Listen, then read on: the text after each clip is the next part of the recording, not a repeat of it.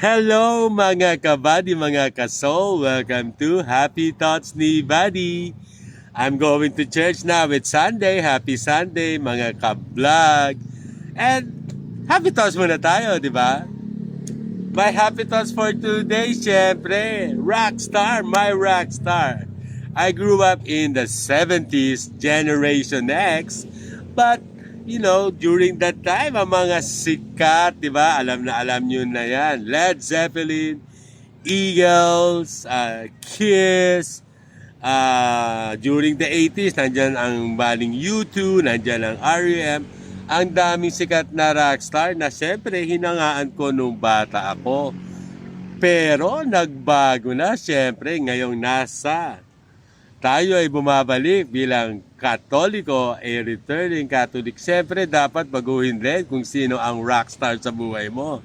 Sino pa nga ba ang rockstar ko? Siyempre, si Jesus na. Long hair din siya. Maganda rin manamit. Pero, hindi siya tulad ng mga rockstar na hinangaan ko before. Siyempre, ito si Jesus. Ang ibinibigay sa atin, pagmamahal na tunay. Alam ko kumanta rin siya. I need to research that because I'm started to read the Bible now with the guidance of Sister Vicky's group, and I joined a podcast group also, and of all the rock stars, si Jesus lang ang nagpakain sa napakaraming tao.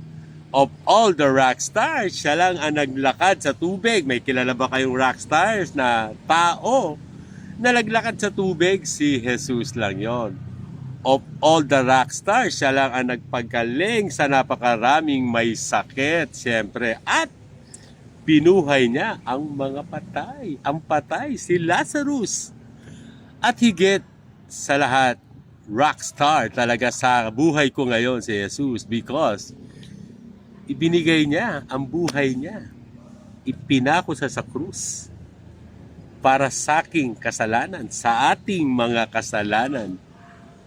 He is my rock star because after 3 days, He proved it dahil nabuhay siyang muli. And up to now, He is my rock star because I know in times of my darkness, in times of my troubles, He stayed with me, never left me alone. That's why isa lang ang rockstar ko, it's Jesus. That is my happy thoughts.